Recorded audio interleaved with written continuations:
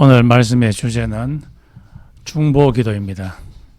영어로는 Intercessory Prayer, 중보기도입니다.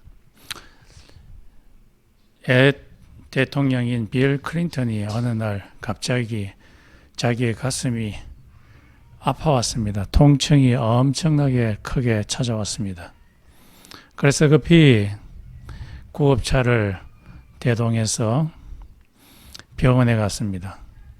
의사들이 그 아픈 원인을 찾아보니까 그 가슴에 있는 관상동맥이 막혀서 그래 했습니다. 그래서 관상동맥 속에 콜레스테롤이 너무 많이 쌓여 있어서 피의 흐름을 막았기 때문에 그의 가슴이 아팠다는 것을 닥터들이 알게 되었습니다. 이 문제를 해결하기 위해서 닥터들은 그 막힌 부분에 스텐트를 박아 넣어서, 이 스텐트라는 것은 막힌 혈관을 확장시켜주는 철사와 같은 그런 것입니다. 그랬더니만 피가 다시 흐르게 되어서 정상적인 생활을 하게 되었다고 그렇게 말하고 있습니다.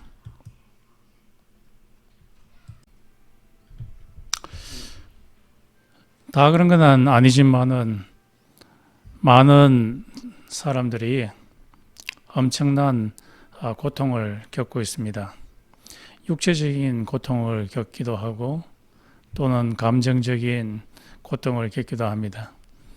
우울증 같은 경우에는 살 소망이 없어져서 자살 충동을 느끼게 하는 그런 감정적인 병입니다. 공황장애도 마찬가지입니다. 여러 가지 종류의 고통을 당합니다. 또한 경제적인 고통도 사람들이 당합니다. 이런 고통이 오는 이유들 중에 하나는 바로 하나님에 대한 반역 때문입니다. 하나님에 대해서 반역적인 생활을 하게 될 때, 하나님에 대해서 죄를 짓게 될 때, 하나님 당신 필요 없어, 나의 힘과 나의 재능과 나의 지혜로 살아갈 수 있어 라고 하면서 하나님께 반역하게 될 때에 우리에게 고통이 올 수가 있습니다. 이것은 다른 말로 말해서 빌 클린턴 같은 경우에는 콜레스테롤이 혈관 속에 쌓여서 가슴이 아파오는 것과 마찬가지입니다.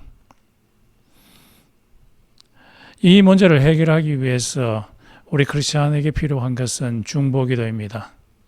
중보기도라는 것은 남을 위해서 기도하는 것을 의미합니다.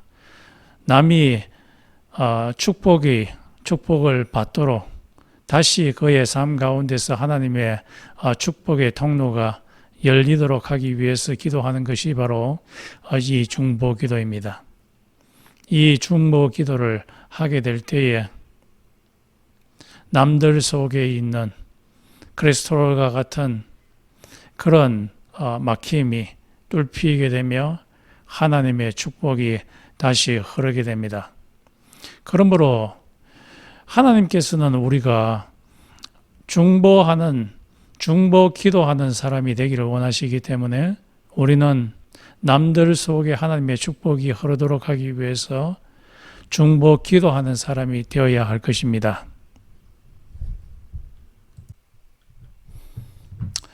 성경에 중보 기도를 하는 사람들이 여러 명 나타납니다. 그 중에 하나가 아론이라고 할 수 있겠습니다.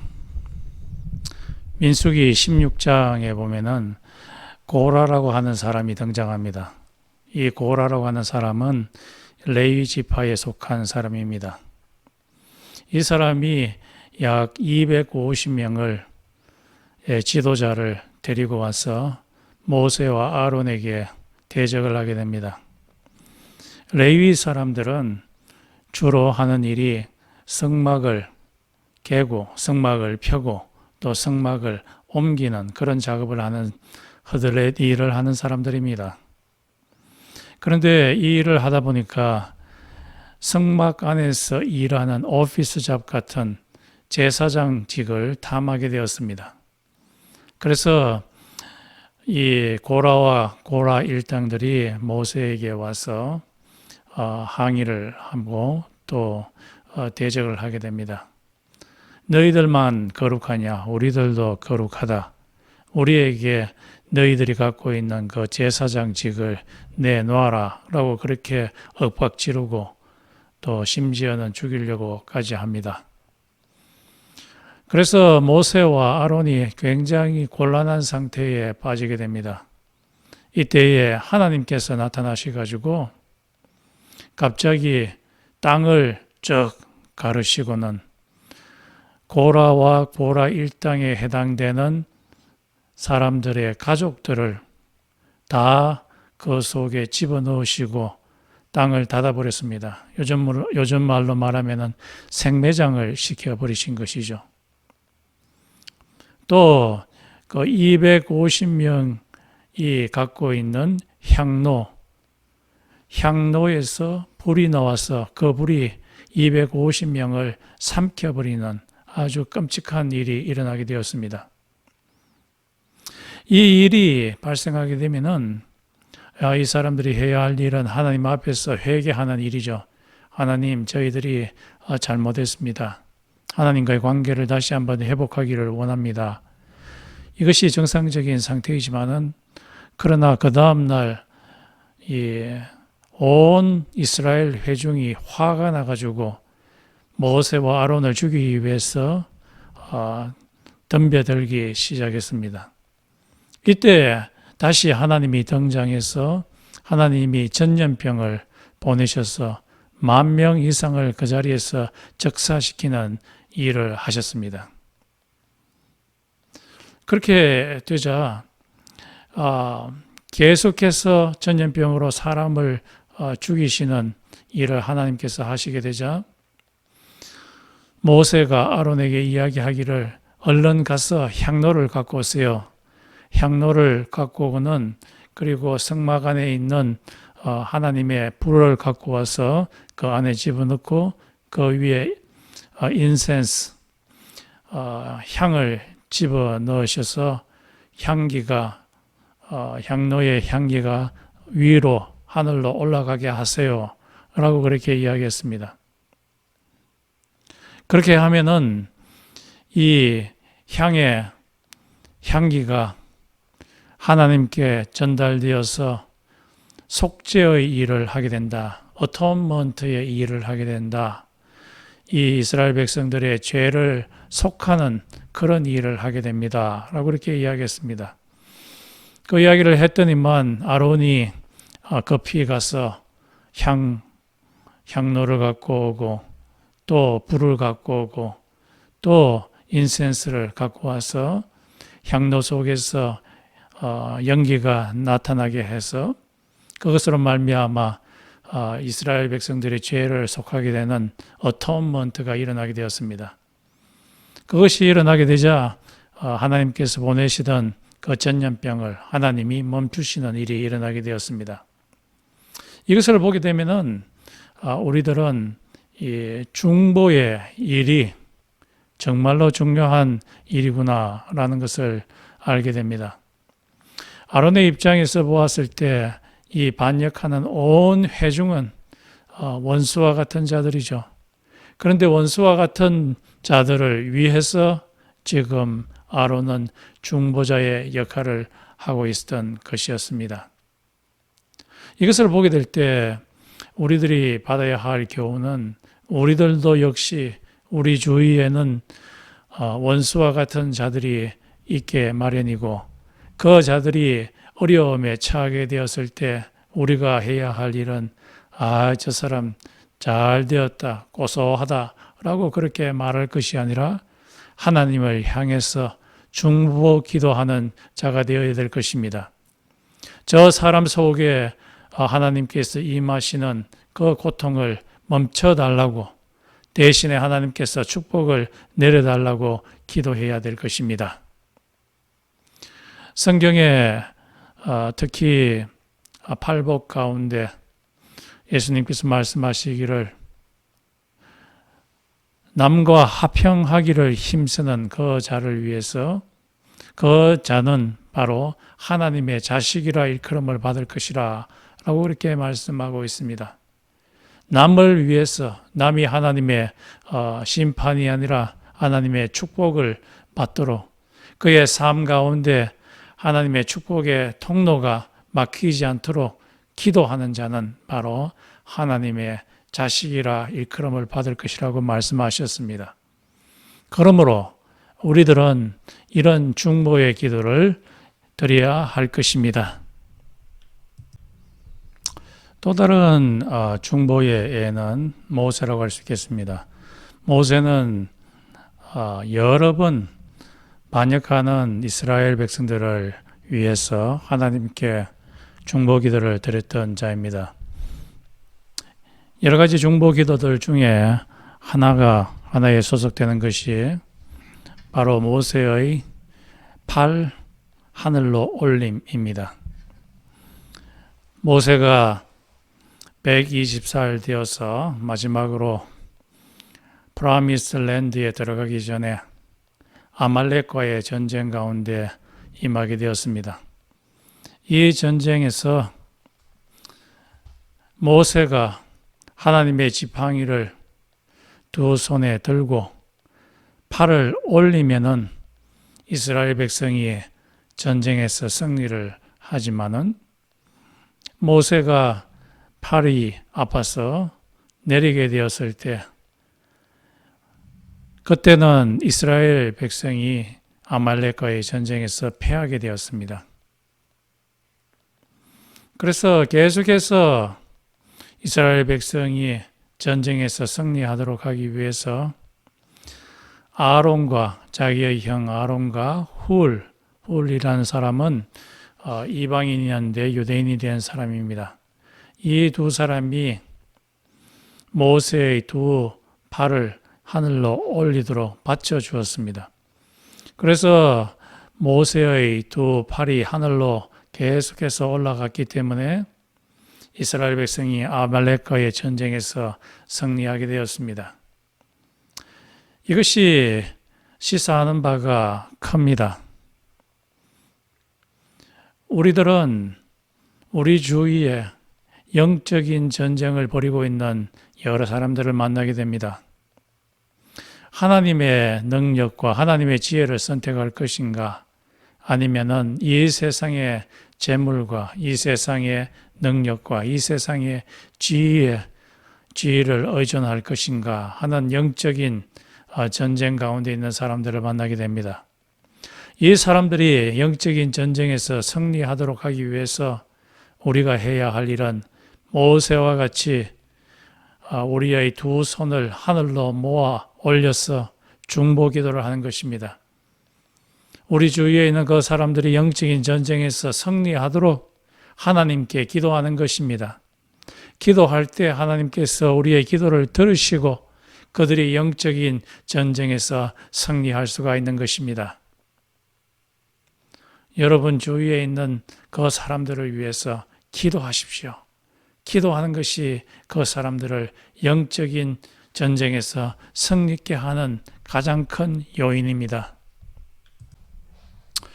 모세에 이어서 또 다른 아주 중요한 중보자는 사무엘이라고 할 수 있겠습니다. 사무엘상 12장 19절에서 25절에 보면은 이스라엘 백성들이 사무엘에게 와서 휴먼 킹을 원합니다. 하나님 킹을 원하는 것이 아니라 휴먼 킹을 요구하게 됩니다. 이것은 하나님에 대한 언약의 배반이라고 할 수 있겠습니다. 하나님을 왕으로 섬기고 하나님으로부터 프로텍션을 받기로 계약을 맺는 사람들이 바로 이스라엘 백성이라고 할 수 있겠는데 언약을 맺었는데 이 언약을 깨고서 하나님을 왕으로 섬기는 것이 아니라 휴먼 킹을 달라고 떼를 쓰게 됩니다. 이 일이 있게 되자 하나님께서 갑자기 이스라엘 백성들이 지었던 밀농사 지었던 그곳에 엄청난 폭풍우를 보내게 됩니다. 그래서 세워졌던 그 밀들이 다 넘어지게 되고 이 곡식들을 하나도 추수할 수 없게 되는 아주 곤란한 입장에 처하게 됩니다. 이 일을 당하게 되자 이스라엘 백성들은 굉장히 두려움에 빠지게 됩니다. 이 폭풍우를 주셔서 데미지를 입힌 것은 장차 일어날 일에도 농사에도 이 일이 일어날 것이라는 것을 알려주는 것이었기 때문입니다. 그래서 이스라엘 백성들이 큰 두려움 가운데 빠지게 되어서 사무엘에게 찾아가서 기도를 요청합니다. 중보 기도를 요청합니다. 하나님에게 이 저주가 더 이상 내리지 않도록 하나님께 기도해 주세요 라고 그렇게 이야기를 하니까 사무엘이 하는 말이 나는 너희를 위하여 기도를 쉬는 죄를 더 이상 범치 아니하리라. 너희를 위하여 기도 쉬는 죄를 범치 아니하리라 라고 그렇게 이야기를 하며 그들을 안심시킵니다. 사무엘은 그들의 곡식에 데미지가 왔을 때 고소하다. 하나님을 왕으로 섬기지 아니하고 휴먼 킹을 달라고 하더니만 잘 됐다 라고 이야기하지 아니하고 사무엘은 겸손히 하나님께 기도합니다. 이 백성들을 위하여 기도하는 죄를 범치 않겠다고 이야기하며 기도합니다. 하나님께서 축복 내려주시는 그 축복의 통로가 그들을 위해서 막히지 않도록 기도하겠다고 이야기를 합니다.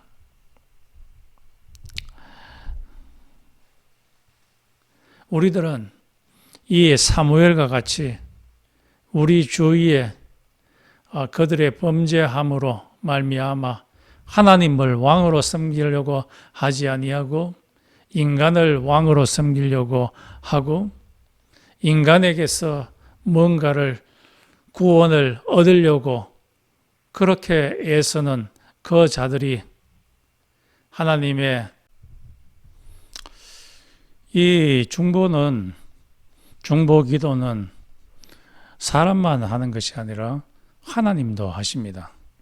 특히 성자 하나님, 예수님께서 우리 죄인들을 위해서 중보 기도를 하십니다. 그것이 히브리서 7장 25절에도 있고 4장 14절에서 16절에도 있고 로마서 8장에도 있고 그리고 요한복음 17장에도 있습니다. 요한복음 17장은 대제사장적인 기도라고 제목이 적혀져 있습니다. 그래서 예수님께서 자기의 제자들, 이 세상에 남아있을 제자들을 위해서 기도드리고 또 이 로마서 8장 34절과 히브리서에 있는 예수님께서는 지금 현재 하늘로 올라가셔서 하나님의 우편에 계신 하나님의 아들로서 대제사장으로서 하늘의 성소에서 우리를 위해서 기도합니다. 중보 기도하는 자다. intercessor이라고 성경에서는 말하고 있습니다. 예수님께서 하시는 중보 기도는 어떤 기도냐 하면은 우리가 하나님께 기도를 드리게 될 때에 우리의 기도가 아주 거칠고 하나님께서 받으시기에 합당하지 아니하는 아주 거친 그런 기도의 모습입니다. 이것을 하나님이 잘 받으시도록 그 기도를 다시 한번 꾸며서 하나님께 우리의 기도를 보고해 주시는 그런 하나님이십니다. 그래서 이 로마서 8장 34절에 있는 이 말씀에 대해서 초기 시대, 교회 시대에 크리스토스톰이라고 하는 아주 유명한 신학자가 있었습니다. 이 사람이 말하기를 마치 예수께서 우리를 위해서 중보 기도드리는 것은 마치 이와 같은 것이다. 한 어린아이가 자기의 아빠를 위해서 부케를 준비하는 것 같다라고 그렇게 말을 했습니다.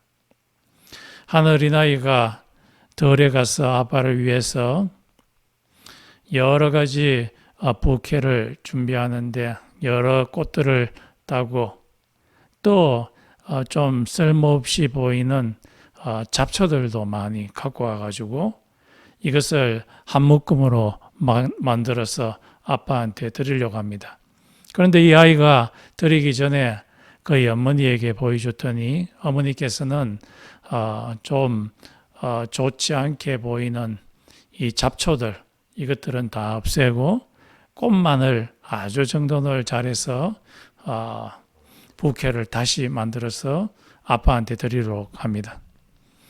그러면은 이 아빠가 이 부케를 보고서 야 좋구나 하면서 받아들이는 것과 마찬가지로 예수께서 하시는 일은 우리가 하나님 아버지께 우리의 필요를 채워달라고 기도할 때 예수께서 아주 그 기도가 아버지 하나님께 잘 받아들여지도록 하는 그 일을 하는 것과 마찬가지라고 이야기를 합니다.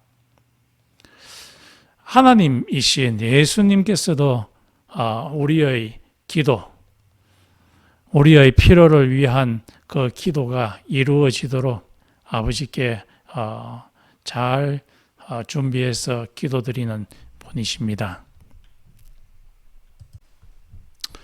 예수 하나님뿐만 아니라 성령 하나님께서도 우리를 위해서 기도해 주신다고 성경에서는 말씀하고 있습니다. 로마서 8장 26절에서 27절에 말씀하고 있습니다. 우리들은 이 세상에 살 동안에 physical illness, 육체적인 아픔을 갖습니다. 또 감정적인 아픔도 갖습니다.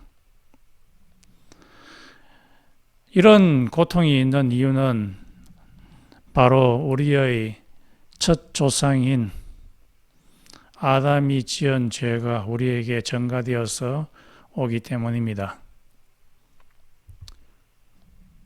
예수께서 오셔서 우리 속에 성령을 주셨지만 하나님의 나라가 왔지만은 아직까지 온전히 오지 아니하였고 이 세상에 있는 허무함과 죽음이 하나님의 나라와 함께 병존하면서 이 세상 나라가 여전히 우리에게 영향력을 주기 때문에 병이 오고 감정의 병이 오고 육체의 병이 오고 또 경제적인 어려움이 오고 온갖 고통이 오게 됩니다.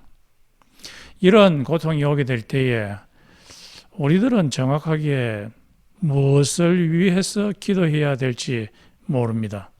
이것이 로마서 8장 26절에서 27절에 말씀하십니다. 우리가 무엇을 위해서 기도해야 될지 우리는 정확하게 알지 못합니다. 이 고통을 없애달라고 기도해야 되는 것이 바른 것인지, 안 그러면은 이 고통은 그냥 우리 속에 있고 이것을 이길 수 있는 힘을 달라고 기도하는 것이 바른 것인지 우리는 정확하게 알지 못합니다. 우리의 미래가 어떻게 될 것인지 정확하게 알 수 없기 때문에 우리가 무엇을 위해서 무엇을 해달라고 기도해야 될지 우리는 정확하게 알지 못합니다. 또 우리는 정확하게 우리의 병과 우리의 고통이 있는 그 이유가 하나님께서 왜 하나님의 뜻이 무엇인지 이 고통 가운데 있는 하나님의 뜻이 무엇인지 정확하게 알지 못하기 때문에 성령님께서 이 문제를 해결하기 위해서 기도해 주십니다. 이 성령님께서 우리한테 기도를 하시는 거죠. 얼마 전에 현택환이라고 하신 그분이 노벨상 후보에 올라갔죠. 화학상 노벨상 후보에 올라갔는데 한국에서는 최초일 것 같습니다. 이분이 인터뷰하는 것을 들어보니까 인터뷰하는 사회자가 말하기를 현택환 선생님과 같은 과학자들 같은 경우에는 자연에서 일어나는 현상을 모든 것을 다 잘 아실 수 있죠 라고 이야기하니까 현택환이 말하기를 보통 사람들은 과학자는 이성이 발달하여서 모든 것을 다 알 수 있을 것이라고 생각하지만 그렇지 않습니다. 사실은 과학자들이 아는 것이라고는 코끼리의 발톱의 때만큼도 알지 못합니다 라고 그렇게 이야기합니다. 그렇게 말하면서 이런 과학자도 알지 못하는데 어떻게 하물며 하나님께서 우리를 향하신 그 뜻을 우리가 정확하게 알 수 있습니까? 라고 그렇게 이야기를 했습니다. 우리들은 하나님이 우리를 향해서 뜻하신 바가 무엇인지 정확하게 알지 못합니다. 그래서 무엇을 위해서 기도해야 될지 알지 못합니다. 이 문제를 해결하기 위해서 성령님께서는 오늘 본문 말씀에 의하면 우리가 무엇을 위해서 기도해야 될지 알지 못할 때 우리를 대신해서 성령님께서 하나님 아버지께 중보기도 하신다고 말씀하고 있습니다. 우리가 진짜 필요한 것이 무엇인지 성령님께서 잘 아시고 하나님의 뜻을 분별해서 하나님께 중보기도 드린다고 말씀하고 있습니다.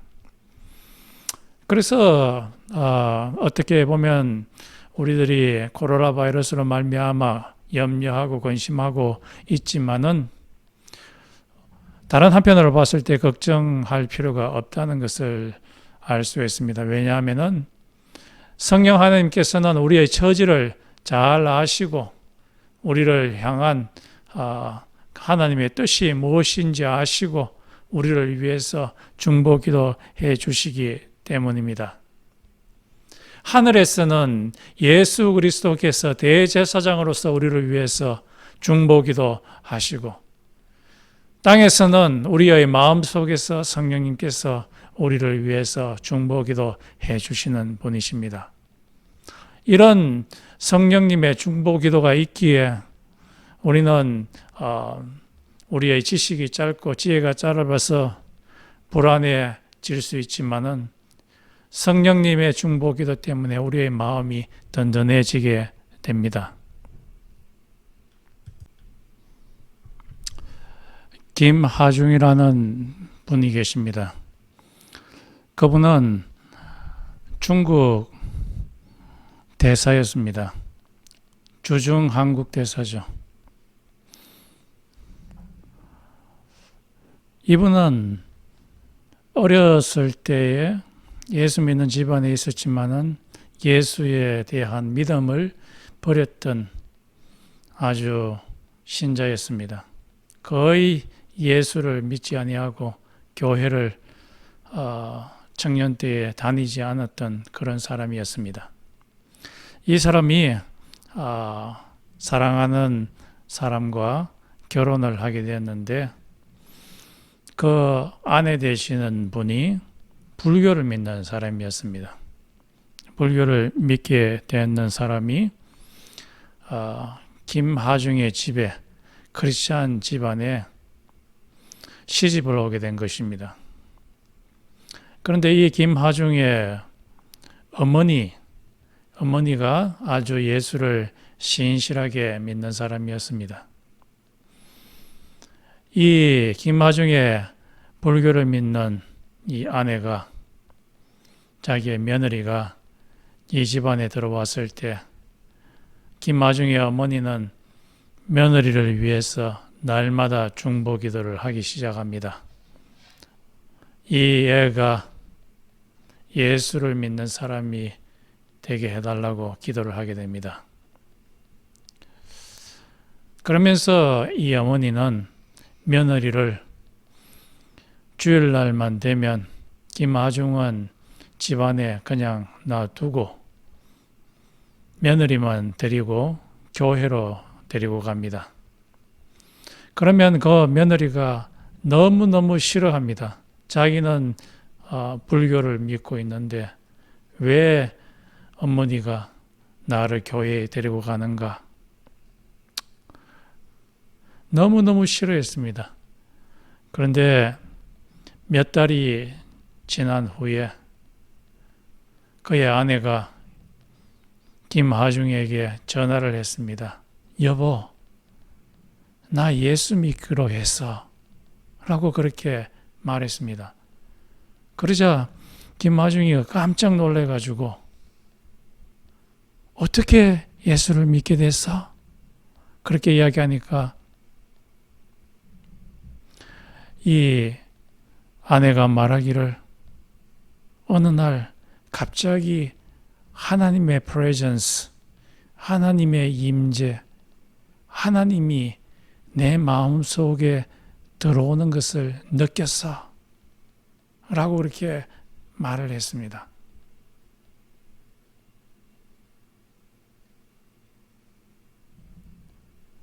그 시어머니의 중보 기도로 말미암아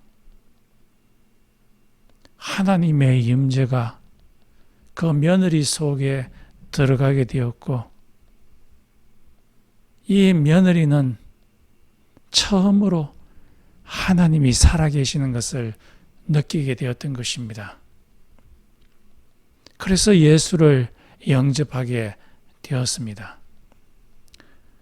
중보기도는 믿지 아니하는 그 자들의 마음 가운데 성령님이 들어가셔서 그 마음을 녹이셔서 예수를 믿게 하는 회심의 역사를 일으키십니다. 여러분 주위에 예수를 믿지 아니하는 분이 있습니까? 여러분의 어머니, 아버지 또는 할아버지, 할머니, 친척 가운데 예수를 믿지 않는 사람이 있습니까? 그분들을 위해서 중보 기도를 하십시오. 하나님께서 원하시면은 그들의 마음 가운데 하나님께서 성령을 보내셔서 예수를 믿게 하는 회심의 역사가 일어날 수가 있기 때문입니다. 믿지 아니하는 자들을 위해서 중보 기도를 하시기를 바랍니다. 조금 전에 말씀드렸던 그 김하중 씨, 주중대사였던 김하중 씨, 이분은 하루에 한 300명 정도를 위해서 중보 기도를 드리는 그런 분이십니다. 그가 주중대사로 있을 때 대사관 직원들 한 사람 한 사람을 이름을 불러가면서 하나님께 중보 기도를 드렸다고 그의 책 하나님의 대사라는 책에 적혀져 있습니다.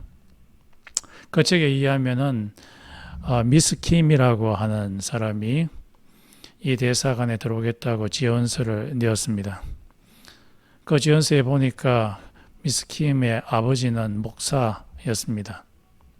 그래서 이 대사가 하나님한테 물어보았습니다. 중보 기도를 위해서 하나님한테 물어보았습니다. 하나님, 미스 킴이 기도하는 사람입니까? 그때 하나님께서 그에게 말씀하셨습니다. 미스 킴은 예수는 믿기는 믿지만은 전혀 기도를 하지 않는 아이다 라고 이렇게 이야기를 했습니다. 드디어 면접하는 날이 되었습니다. 주중대사인 이 김하중 씨가 미스 킴한테 물었습니다. 미스 킴, 기도해요? 그렇게 이야기하자 미스 킴이 이야기하기를 예, 기도해요. 그런데 대사가 말하기를 하나님께서 미스 킴이 전혀 기도하지 않는다고 이야기하던데 그렇게 이야기하자 미스 킴이 깜짝 놀라면서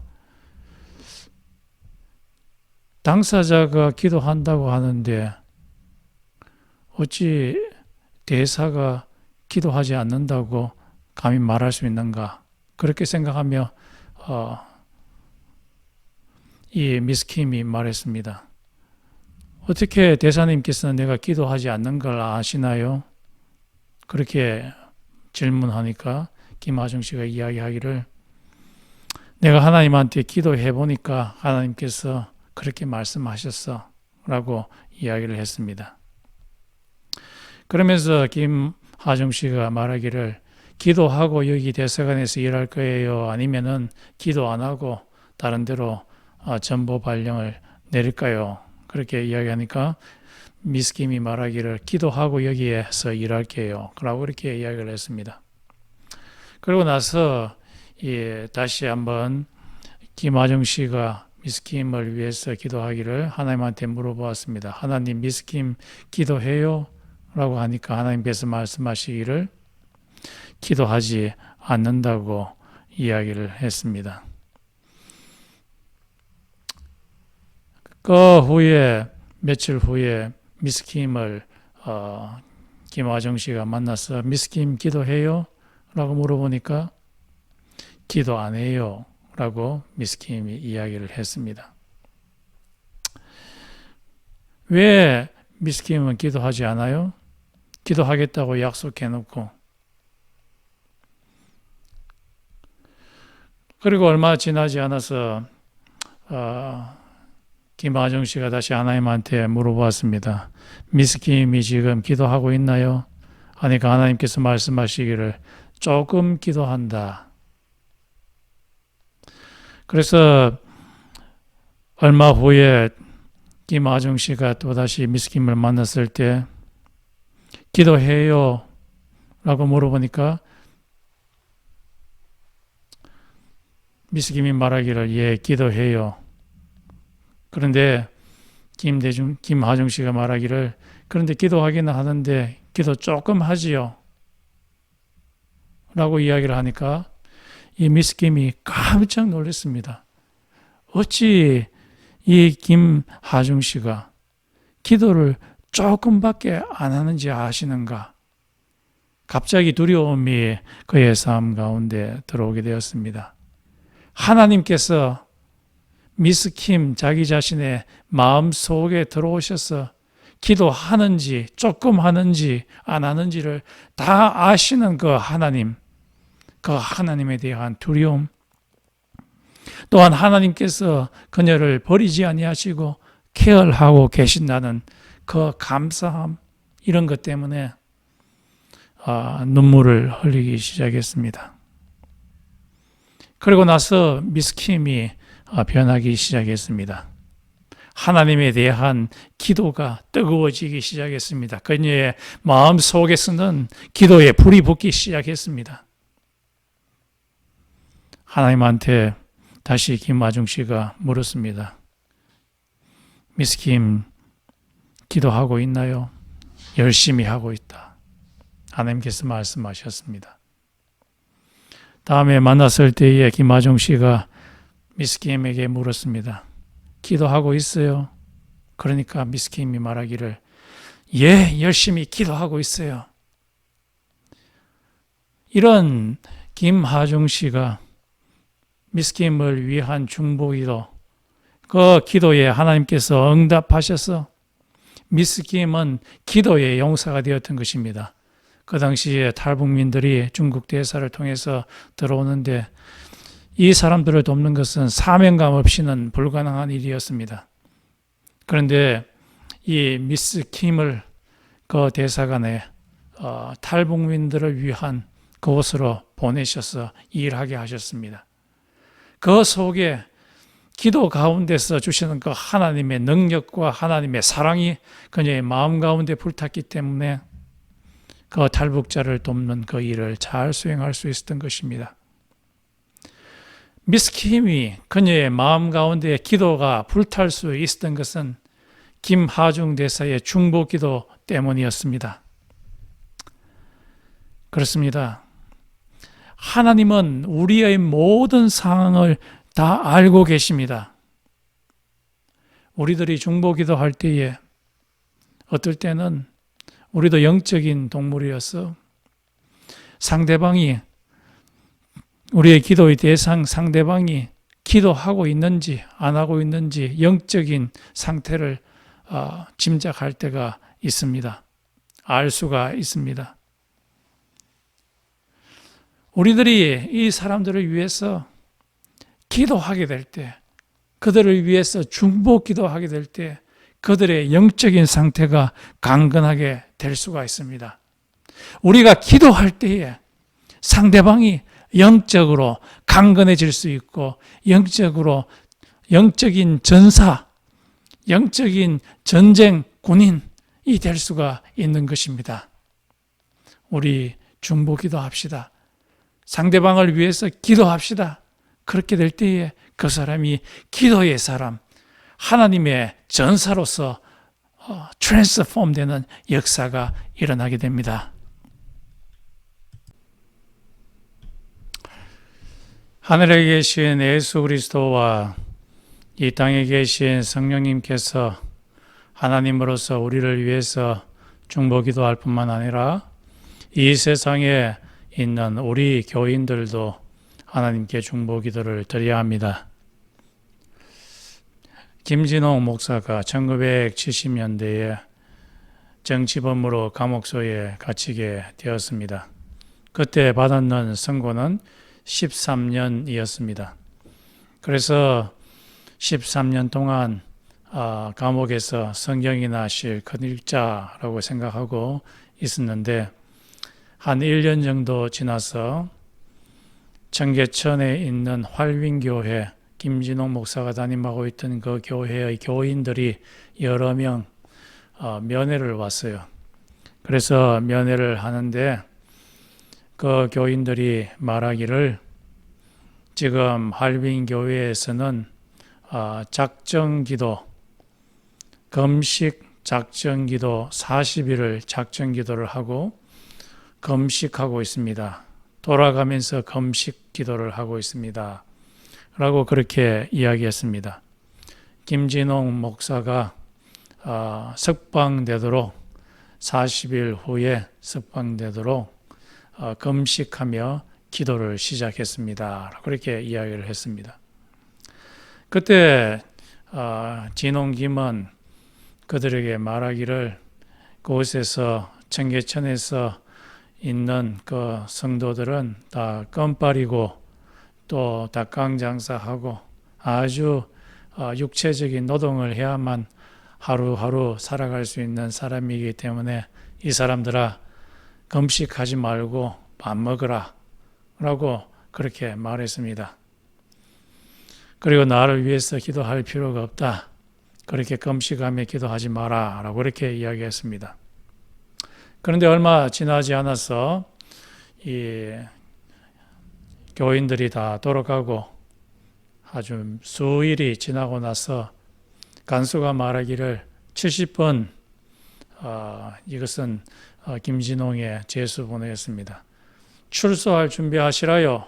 그렇게 해서 출소를 하라는 그 말에 어떻게 지금 출소한다는 말인가? 다른 지역으로 옮긴다는 말인가? 그렇게 생각을 했습니다. 그래서 이 간수한테 말하기를 이왕 보내주려면은 따뜻한 곳에 있는 감옥으로 보내주시오 라고 말하니까 그 간수가 말하기를 밖에 나가서 하와이를 가든 어디를 가든 마음대로 가시오 라고 이야기를 했는데 진짜 보니까 출소하는 것이었습니다. 그래서 옛날에 두었던 사복을 다시 입고 밖으로 나오는데 얼마나 마음에 깊은지 그 교도소 앞에서 무릎을 꿇고 땅에 입술을 대고 키스를 했습니다. 앞에 보니까 교인들이 큰 플랜카드를 만들어서 우리 목자 나오셨네 라고 적어놓고 환호를 했습니다. 이 일이 있고 나서 교인들과 만났을 때 교인 중에 한 사람이 김진홍에게 물었습니다. 오늘이 무슨 날인 줄 아십니까? 라고 물으니까 잘 모르겠는데 라고 이야기하니까 이 교인이 말하기를 오늘이 금식 40일 마치는 바로 그 다음 날입니다. 그렇게 이야기를 했습니다. 이것을 보게 될 때 참 신기하죠. 하나님께서 그 빈민촌에 있는 교인들의 중보기도, 그들의 목자를 위한 중보기도를 들으시고 40일 마친 그 다음 날 바로 하나님께서 그들의 기도를 들으시고 그들의 목자 대신 김진홍을 석방시켰던 것입니다. 하늘에 계신 우리의 하나님은 우리의 중보 기도를 반드시 듣고 계십니다. 우리같이 시시한 사람의 기도는 하나님께서 듣지 않으실 것 같지만 그렇지 않습니다. 하나님께서는 우리의 중보 기도를 하늘에서 들으시고 여러 가지 방면으로 응답하시는 그런 하나님이십니다. 우리가 드리는 그 중보 기도가 하나님의 뜻에 맞으면 하나님께서 그 기도를 들어주십니다. 하나님께서는 감옥의 문을 열어주시는 하나님이십니다. 하나님께서는 직장의 문을 열어주시는 하나님이십니다. 하나님은 시험의 문을 열어주시는 그런 하나님이십니다. 하나님께서는 사업의 문을 열어주시는 하나님이십니다. 중보 기도 하십시오. 그 중보 기도의 기도가 하나님의 뜻에 합당하게 되면 하나님께서 우리에게 기적을 베풀어 주시는 그런 하나님이십니다. 중보 기도 하십시오. 다 같이 기도드리겠습니다. 하나님 아버지, 우리의 지나온 세월들을 살펴볼 때에 우리들이 참 중보 기도 많이 하지 않았던 것을 발견하게 됩니다. 우리 자신의 안위에 도취되어서 우리의 육체적이고 감정적이고 경제적인 어려움에 갇혀 있어서 우리의 영적인 상태가 엉망이 되어서 남들을 위한 중보기도, 하나님의 축복이 그들의 삶 가운데서 계속 흐르도록 하는 그 중보기도를 많이 드리지 않았습니다. 용서해 주시옵소서. 하나님 아버지, 우리의 마음을 감동시켜서 우리의 마음의 범위를 확장시켜서 우리 주위에 있는 사람들을 위해서 기도할 수 있도록 주님께서 우리의 마음을 웜하게 하여 주시고 그들을 향한 그 기도의 마음이 녹아질 수 있도록 도와주시옵소서. 우리가 드리는 중보 기도로 말미암아 그 사람들의 마음밭에 하나님의 축복의 통로가 열리도록 기도할 수 있도록 도와주시고 하나님의 자비가 그들에게 부어지는 역사가 있게 도와주시옵소서. 예수님의 이름으로 기도드렸습니다. 아멘.